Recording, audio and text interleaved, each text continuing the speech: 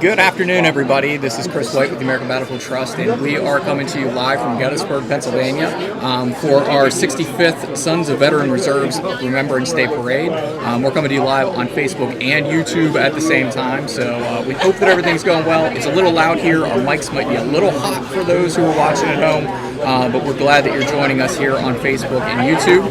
The parade's going to kick off here in just a few minutes, but Gary Edelman and I are up on the Farnsworth House porch looking down Baltimore Street. We're actually looking north here in Gettysburg towards the town of Gettysburg. In 1863, we will be on the outskirts of town. Off to your right, you would see the Weinbrenner House, which Weinbrenner's Run ran out towards the Rock Creek and the Culp Farm.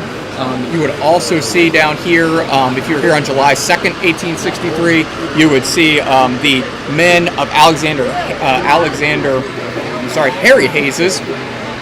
Too many Hayeses here on the battlefield. Louisiana Tigers, they'd be off to the right-hand side. And, of course, off to our left is the historic Farnsworth House that was here in 1863. So we're thankful to the Farnsworth House, who is hosting us today, giving us a space, because Gettysburg is packed with people today. We have lots and lots of folks here in Gettysburg for the Remembrance Day Parade. So hit us with your comments, hit us with your questions. We'll try to answer them along the way, and eventually I'll try to get Gary Edelman back on camera with us. But that might be kind of tough. I'm eating a cupcake.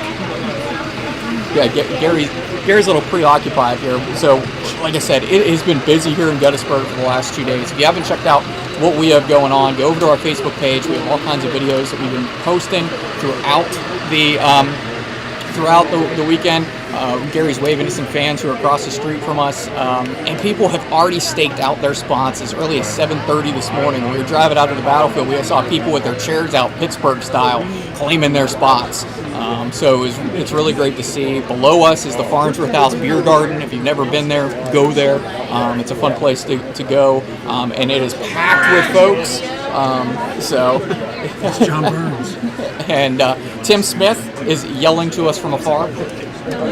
Just saying that the scene around it, we're not going to mess with the camera at this point, but there are reenactors in the parade. They're a living portrayal, and here is John Burns himself, who I'm going to have to tell I don't have a camera because I'm shooting live. I don't have a camera because I'm shooting live. Oh, where do I go? So I can't watch. This is You are doing this up perfectly. Thank you. That means a lot coming from you. Until this thing is over, I can't do anything. I got no camera, Mr. Burns. There you go. Jenny Wade ain't around. She's dead. Yes, she is. She got in the way of a bullet and made bad press. They all think she's great. I wish we could pivot because I think everybody on YouTube and Facebook can hear this conversation, but they don't have the benefit of I seeing come over it. here and jump. Let's see. Oh, they can see your hat and your face. John Burns, everybody. The hero of Gettysburg. Hero's a questionable term for him. Hi, Gettysburg! So, like I said, it's very busy down here along Baltimore Street. We have tons of folks out, tons of reenactors that are out for the parade here. If you've never been to Remembrance Day, this is kind of the closing events for the year. It helps to commemorate the Gettysburg Address, which took place on November 19th, 1863. We filmed some of that yesterday, so check out our YouTube channel. You can see Gary Gallagher doing the keynote address, and you can also see Stephen Lang, who was actually delivering the Gettysburg Address, a very eloquent deliverance of the Gettysburg Address. Stephen Lang, of course, played George Pickett in the Gettysburg movie, and he also played Stonewall Jackson in Gods and Generals. So he may have seen him in Avatar and all kinds of other things. The parade was set to start at 1 o'clock. We're just waiting for the reenactors to start making their way down Baltimore Street towards us. You can see how it goes up towards High Street. High Street would be one of the highest points here in Gettysburg, and that would be an area here in 1863 that would be filled with Confederate and Union sharpshooters, and these folks, this would have been a very, very rough place to be if you're a civilian. There are civilians trapped between the lines. We are right in the path or right on the right flank of the Confederates when they would attack East Cemetery Hill, July 2nd, 1863, the culminating event of the second day at Gettysburg. Gary, anything to add? Yeah, of course. So we're streaming on Facebook and YouTube at the same time, but I've seen some people saying where they're from, at least on the Facebook side where we can see your comments readily.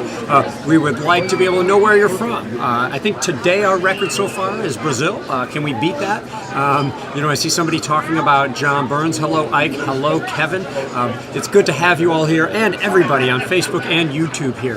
Now, we see a vehicle coming down the street in the distance, and usually that spells something good. It might mean that coming up not far behind them will be humans. But we appreciate you sticking with us here as the parade is getting ready to get underway. As Chris was saying, I mean, this street saw significant action during the Battle of Gettysburg, and then it hosted Abraham Lincoln as part of the procession. So Baltimore Street, which, by the way, didn't always run on the same path that it does today, is considered, in the 19th century and then into the 20s, sort of the main street into Gettysburg. That'll lead to Baltimore. That'll lead to the streets that take you to Washington, D.C. as well. So this is classic. Now, somebody on Facebook asked whether these were witness houses. The answer is many of them, yes. And when you come to Gettysburg, you can sometimes see next to the doors on every building that was here during the Battle of Gettysburg, a little plaque. And let me see if it happens to be lined up to be able to do it. No, I can't even zoom.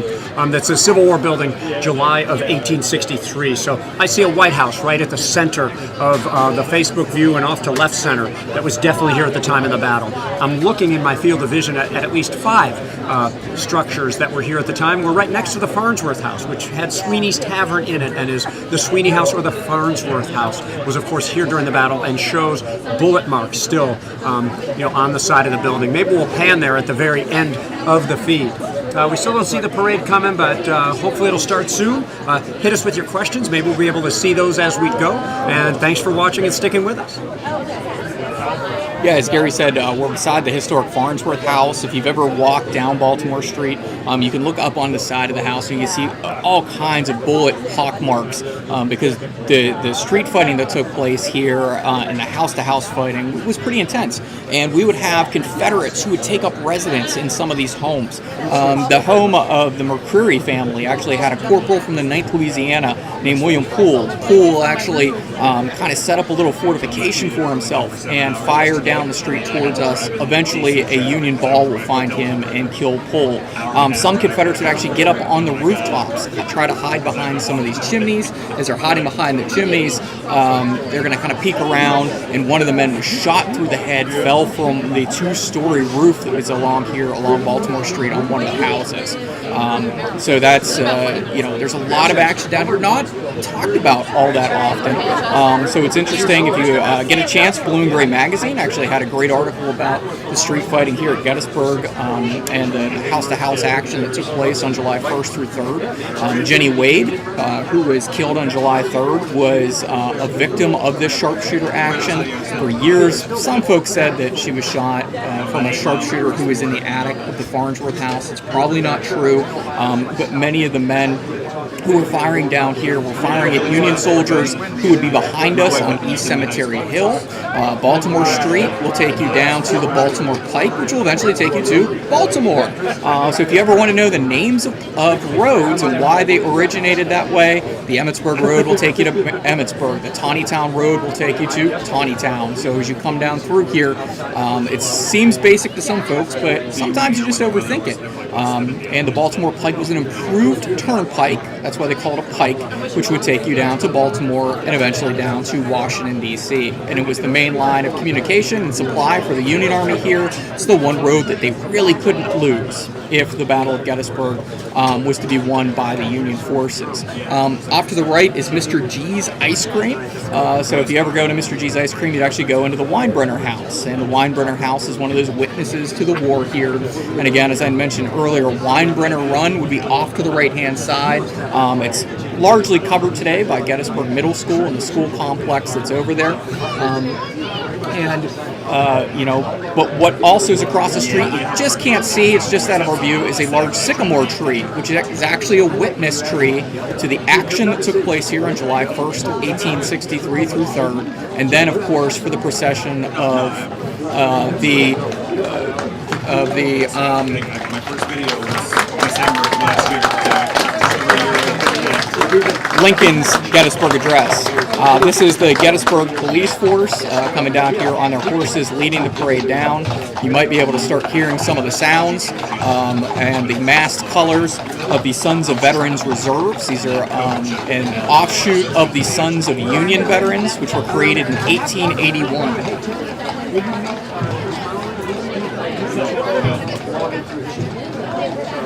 So now just coming down into view will be the head of our parade, and like I said, you're going to see the massing of many different flags. At the time of the war, we'll call them colors. So if you ever hear the color guard, they will be the people who are guarding the flags. But this will be a mass of musicians, color bearers, and we will see for parades like this, because we'll have so many units represented, they want to put all of the flags together so that they're not spread out too much throughout the parade. I ran cross country.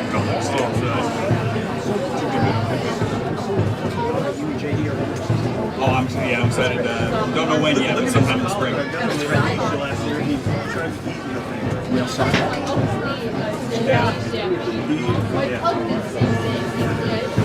So you can hear the Union reenactors coming down here playing the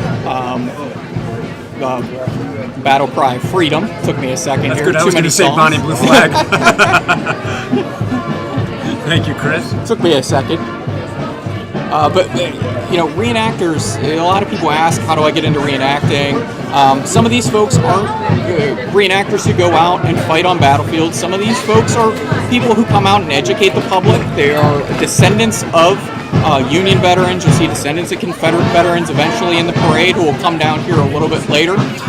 So the people wearing blue and gray here aren't always out in the fields reenacting, but they are sometimes here just to remember their loved ones from the past, as well as trying to educate the public in general. Let's listen to some of the music as they march by.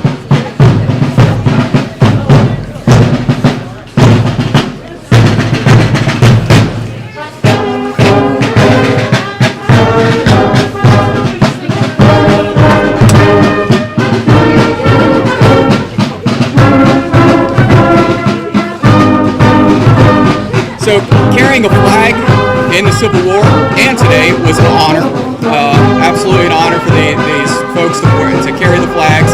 And if you've ever tried to carry one of these flags, it is very difficult. The baldricks that are helping to ease the carrying of the flag will actually wear that around their neck and then put the flag base, the pole, right into this baldric, which will help to balance the flag. When you're marching along, you don't always have your flags unfurled. They'll be cased many times because when these things catch the wind, they will try to take you with it. So these flags are large. Most of them during the Civil War were made out of silk. Some were made out of cotton, but cotton shrinks out in the weather. So one example that I always use here at Gettysburg is the 6th Wisconsin of the famed Iron Brigade marching towards Gettysburg, and they're very proud. They're coming into their first northern town that they've seen in a long time. And Rufus Dawes, the commander, orders the colors uncased, and he is going to order the band to start playing The Campbells Are Coming. But before he can enter the town, he is taken across the McMillan farm fields, the Bliss farm fields, and they go off towards the first day's battlefield. So this is, you wouldn't always have your colors flying, you always wouldn't have your guns loaded, and you always wouldn't have your bands playing. Another example of the Iron Brigade will be the 19th Indiana going across the fields from Seminary Ridge to McPherson's Ridge, and as they go across the fields, they actually have to uncase their colors, and one of the color guard will say, unshuck the colors, they'll stream them out, and they will charge across the field as they go into the Herbst Woodlot there where John Reynolds was killed. You see, coming behind the ladies of the GAR, that is the Grand Army of the Republic. In 1866, this was a fraternal organization created by Union veterans. If you're a veteran of the war, the Grand Army of the Republic would welcome you. There were many, more than, I believe, 6,000 outposts of the Grand Army of the Republic. Near Pittsburgh, there were nearly 40 of them in Allegheny County alone. Let me add that Grand Army of the Republic is also what the Emperor wanted to call the Empire's army just at the beginning. So, I mean, that is connection number 641 between the Civil War and Star Wars. Star Wars was a civil war. Wrong Civil Wars, of course, but and then you would have the Sons of Union Veterans. They were founded in 1881. And then you would have the United Confederate Veterans. They were founded, I believe, in 1889. The United Daughters of the Confederacy were founded in September of 1894. And then the Sons of Confederate Veterans were founded in July of 1896, July 1st of 1896. So coming down here is the Confederation of Union Generals. So you can see all kinds of different impressions of Union generals and generals abroad. You will see different uniforms through here. You'll see different sashes. You'll see the double-breasted frock coats, which is indicative of a general officer. Even if you couldn't see their rank, you knew you were going to deal with a field or general officer, field grade or general officer, just by looking at the front of their uniforms. I think I see a Torbert over there. There's a lot of guys you usually don't see over here. Pretty cool stuff. Yeah, Alfred Torbert, who served here at Gettysburg, goes on to serve in the Cav. Marching down here, we're going to start to see the artillery, which are massed together. The artillery who are wearing red piping on some of their shell coats, their frock coats, who are coming down through here. Artillerists, sometimes were outfitted with pistols, swords. Many of them will be thrown off to the side as the war goes on. You'll be seeing guidons. These guidons are the small flags that look like pennants. Those pennants were essentially the flags for a battery, artillery battery, because the battery was actually, at least for the North, a company normally. So you'd have battery A, battery B, battery C, and that essentially makes up like a company you would see in the infantry. And so coming down through here are artillery massed together, followed by the United States Colored Troops. They're marching along. You'll see them at shoulder arms. Throughout parades, it's always important as an officer to remember your men who are marching with you and to give them an arms change, meaning to go from the shoulder to the right shoulder shift to support arms, because believe me, those muskets start to get heavy after a while. I saw Brian Cheeseborough along with the USCTs, which is very interesting. Let's let the music play a little bit.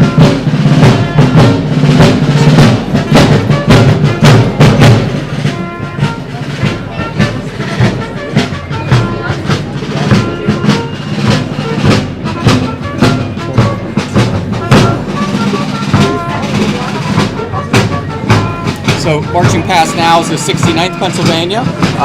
You might notice the color guard actually had colors on their sergeant's chevrons. Coming up here, you'll see men carrying tools. These were the pioneers. You may have heard of the engineers at Fredericksburg, who is known, their motto is Essayons, let us try. Well, here in most units, they would have pioneers, skilled craftsmen who could help build fortifications. They could help build different officers' quarters during the winter and do a variety of different things. These guys are carrying tools. They'll have cross axes on their shoulders to denote that they are pioneers. And there's an entire pioneer manual. You can learn about everything that they do in that pioneer manual. That is so cool. So coming down through here, it looks like the Mifflin Guard. See a variety of officers. You just saw an arms change there, going from the right shoulder shift down to shoulder arms. Like I said, it's always nice for the men to remind them, the officers, they need an arms change. And if you're going in a parade, you'll see them do it one company behind the other behind the other. So company A, B, C, or 1, 2, and 3 will start by taking their arms down. It'll be shoulder arms, and that'll take them from the right shoulder down to the shoulder. You're going to see another massing of colors back here. You might see a white flag with a square in the center of it. That's for the Signal Corps. And right in front of that flag that you're going to see is actually the Brigand Sharpshooters. They are going to be wearing green. Some have green frock coats. Some have green pants as well. They'll have leggings on known as gaiters. And then you'll see behind them their massed colors.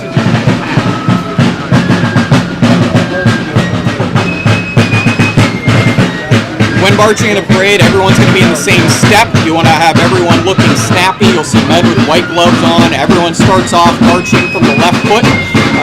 One of the secrets is where you get the orders to move forward. You'll hear forward and then march. You have the preparatory and then the execution command. Put all your weight on your right foot so that whenever you make that step forward on march, you put all your weight onto that left foot and that'll take you forward. Coming through here, you might see some what looks like animal skin on these hats. Those are the bucktails. The bucktails were the 13th Pennsylvania Reserves, the 149th and the 150th Pennsylvania. And they serve here in the wheat field as well out on McPherson's Ridge near the Edward McPherson farm. Behind here we have some of the United States colored troops. I can't make out their flag, but one of the Philadelphia artists, a man named David Bustier Bowser during the Civil War, a very famous African-American artist, will paint many of their battle colors as they go off to war. He was an artist in his own right in his own time, and all of the flags he put together were artworks themselves. Let me say during the gap here that I wish I could describe the scene better. On our way up here, we saw hundreds of people dressed up who aren't even participating in the parade. So you have Union, Confederate, soldier, civilian, young and old. And I mean, this is turning into an older person's hobby, especially when it comes to the parades themselves. There's a lot of younger people getting into reenacting, but some of them aren't as into marching in parades as other ones are. So during this gap, I want to say that. I'm also noting that I can see the guys from Addressing Gettysburg in the view right there. You might be able to catch them in the foreground. That's Matt and Eric from the very cool podcast, Addressing Gettysburg. Look, Matt's even got a microphone in his hand while he blows on a cigar. I guess he's podcasting right now while he's live. You're with the American Battlefield Trust on Facebook and on YouTube, and this is the Gettysburg 2021 Remembrance Day Parade. A bunch of it has already passed. You never know how long it is going to go. There is an established order of march, as it's been for a long time, Union then Confederate. So we'll see what we have on the tail end as it comes up. I have no idea how close we are to the tail end, Chris. Yeah, marching down here, coming into view, we'll start to see some of the Zouaves. These are thought of as elite troops whenever you go off to war as a Zouave, but the Zouaves, what really made them stand out actually are their outfits. I always describe them as wearing very baggy pants like MC Hammer did in the early 1990s. They'll wear a fez like the Shriners wear, the people who drive around in little cars, very short coats, but they're an off-take of the French Algerian army who will send men off to war. We see a white horse here with boots on it, no rider. Those boots are pointed backwards. That is to represent the fallen comrades. You'll hear during the war, the vacant chair. Well, this is one of the ways to honor someone who has fallen in battle. If you watch the movie Gods and Generals, you'll see a scene where Jim Lewis, a hired slave of Stonewall Jackson, actually leads his horse, Little Sorrel, in the parade or a procession for his funeral. The men marching down through here, we'll see the Zouaves. Now we're going to see the more common federal blue that we would see of the Federals coming along.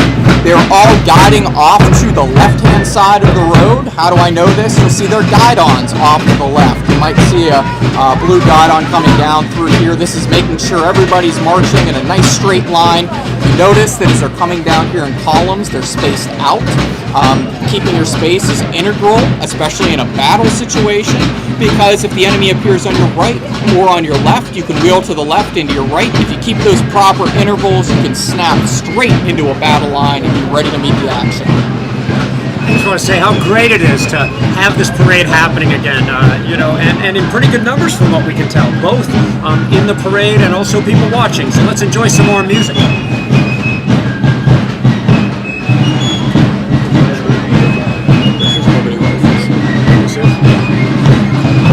So coming down here, right shoulder shift, you'll see the Liberty Rifles. We actually filmed a video with them earlier today. You would see us at the Klingel farm with them.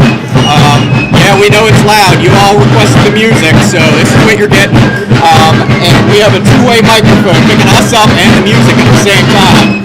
So coming down here, they're representing the 11th New Jersey Infantry, part of Joseph Carr's brigade, Major Humphrey's 2nd Division of the 3rd Army Corps. You might see some white diamonds on the tops of their hats, and that is representing that 2nd Division of 3rd Army Corps. Red, white, and blue, 1st, 2nd, and 3rd Division is how they're broken down. If you had a 4th Division, it would be green. A 5th Division would be orange. We see more massing of colors here coming down through. I think this is Bernie's division potentially marching down through here with their colors massed. And you can see some of the medical officers who are wearing green sashes. You can see some of the field officers wearing deeper red sashes. On the front right-hand side, you'll see a sergeant carrying a sword, a little diamond over his chevrons. And that is the 1st sergeant of that company. And as they come down through here, notice that they have their bayonets fixed. You don't always have bayonets fixed. You sometimes see them, sometimes won't see them through here. But it always looks very impressive whenever these guys have their bayonets, the socket bayonets attached. They're going from the right shoulder shift to the shoulder arms. Haven't seen anyone go to support arms yet as they come down through here. We'll point that out if they do. You see a gentleman here wearing a shako for a top. You might not see a brim on his hat. Shakos are sometimes made out of leather, and they're nicknamed brain cookers because if you're marching along with a big leather hat on the top of your head, they're pretty miserable. You also see some of the Jeff Davis hats that will be worn, made famous by the Iron Brigade here in the Eastern Theater. Then coming in behind, we'll have more Zouaves. These guys will be representing, it looks like from their colors, potentially the 155th Pennsylvania, the 5th New York, the 10th New York. It's a mishmash of Zouaves coming down through in there, maybe? 146th. So it's a mishmash of color. So as you're marching across the battlefield, you have to question the bravery of going across the field dressed as a Zouave. Man, what bravery did it take to go across the field dressed like that, really drawing the bead of the enemy. So this is sometimes why these Zouaves are thought of as elite soldiers, because they went into some of the thickest of the action, like the 114th Pennsylvania down here at the Sherfy Farm, which we were close to this morning on our earlier video. We'll see some of the ladies auxiliary coming down through here. We have many ladies who help to support the reenactors, doing all kinds of different things, from tending to the wounded. Some of them are medics. If someone actually gets hurt out there, they actually help out, bringing water and ice, the ice angels as we call them. It's like here comes George Custer and Phil Sheridan walking by. So we're seeing some of the cav represented there, who are also coming in from behind, dismounted cav, wearing the yellow piping and the yellow chevrons. So all kinds of people here in the parade. Seeing some civilians in memory of the honored fallen, the civilians of Gettysburg. It's very important to remember this is a town of 2,400 people. It's nearly a small city here in 1863. And then these two armies come and blow the numbers up to about 165,000 people. Pretty impressive.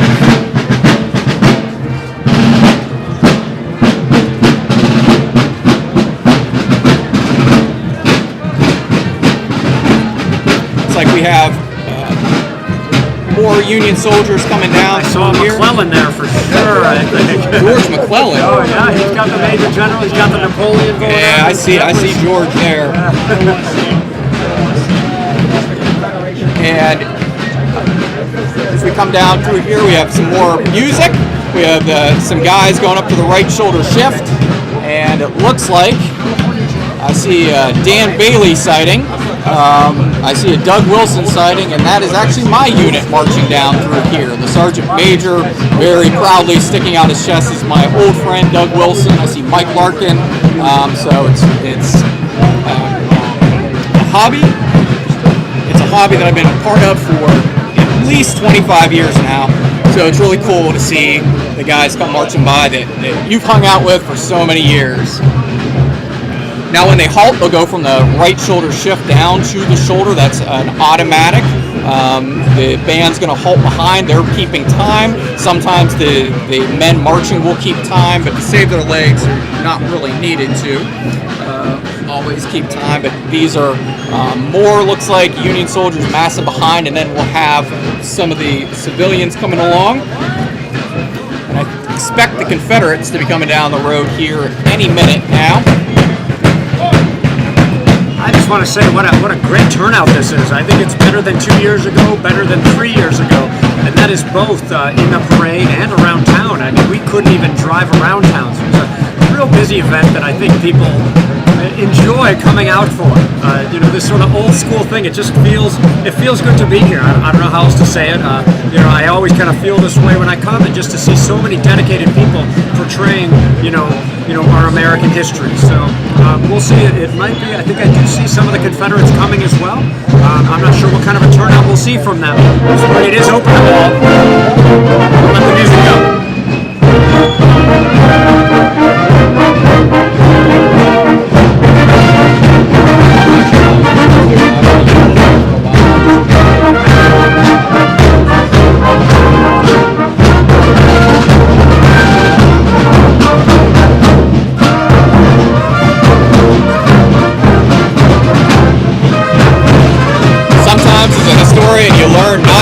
To take on a band while you're talking.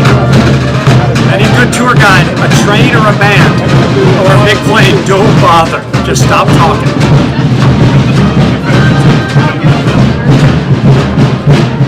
And Gary brings up a point. We have a lot of reenactors down here now.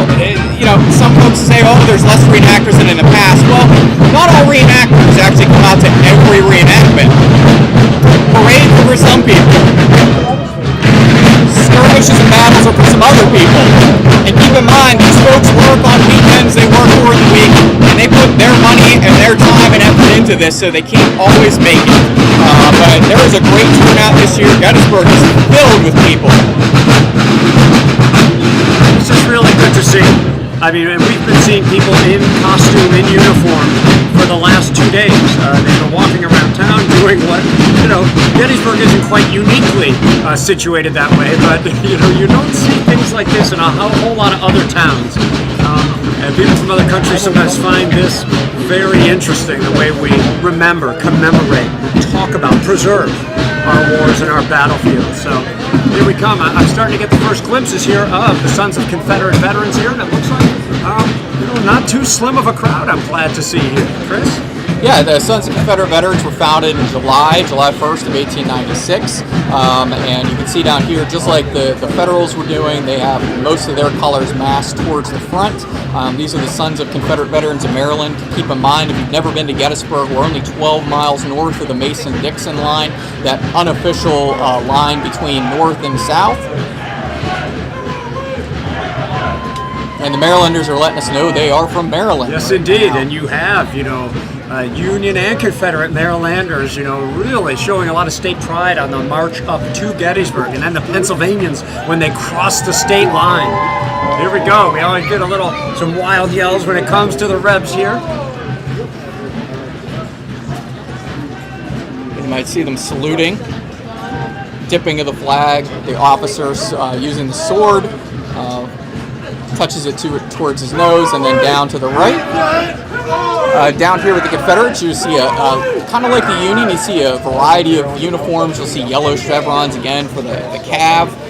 You'll see red for the artillery. You'll see all kinds of different outfits and uniforms, especially for the Confederacy. You'll see their officers wearing their rank up on the collar normally. Sometimes they did wear it down on their shoulders, but you have to look towards their collar to know their rank. And you can also look down their arms, and you can see these braids. They're called Austrian braids, and you can tell ranks through them, and you can see some guys marching along singing with those Austrian braids on right now. It was pretty. I saw the Delaware contingent. I've seen some of the Ancestor unit here, and now we're seeing Virginia's coming along. Yeah, here we come. I also saw a Confederate widow, which I thought was very tastefully portrayed there. Yeah, it should be mentioned. I see Stonewall Jackson coming down through here. It should be mentioned that I might see Jeb Stuart coming up too. These folks sometimes spend more time on their impression than they do anything else in their life. They'll be researching, hours of research. They'll be sewing. They'll be going around the country trying to find just the right cloth or just the right weaponry to carry for their different units. So there's a lot of time and effort that goes into doing their impressions. They were just doing to support arms beside me, so I had to listen there for a second to see what they were doing. Some more widows coming up here. We have more of the civilians coming down. Looks like a Maxie Gregg sighting. Maxie Gregg killed at the Battle of Fredericksburg, mortally wounded there on December 13th of 1862. So we have all kinds of different generals out here today. I'll tell you what, there are definitely more Confederates than were here 2 or 3 years ago, for sure. Yeah.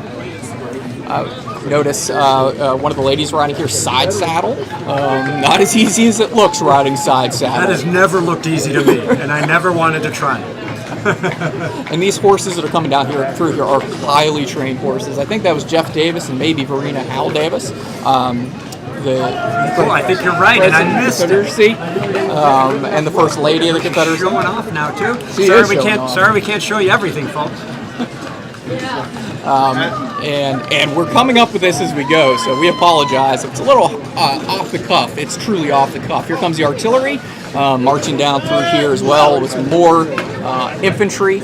These guys coming down through here. I see a Mississippi rifle coming along. I see some Enfields, some Springfields. It's a hodgepodge of different weaponry.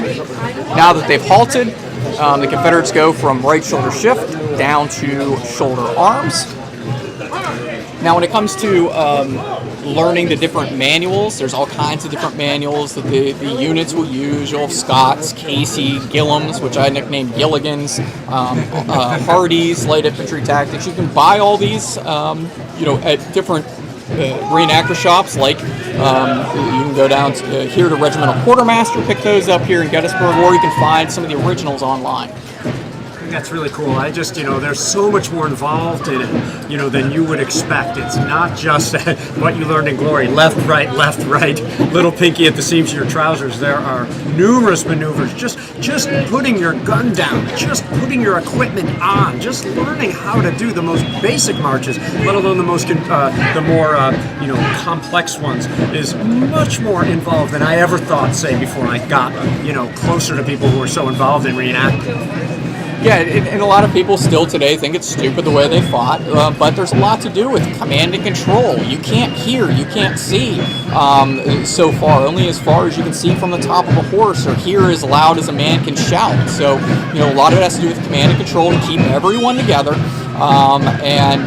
You'll learn as you get into this hobby, if you want to get into this hobby, there's all kinds of great units out there to do so. How you know if someone has loaded their rifle just by one of the last parts of the load, and 9 times is shoulder arms. That's going to show me that they're at the shoulder. That means they're probably ready to fire their gun. So there's all kinds of little things that you will pick up doing this. And I'll tell you, it has made me a better historian. Just sitting down and meeting a lot of amateur historians who will give professional historians a run for their money.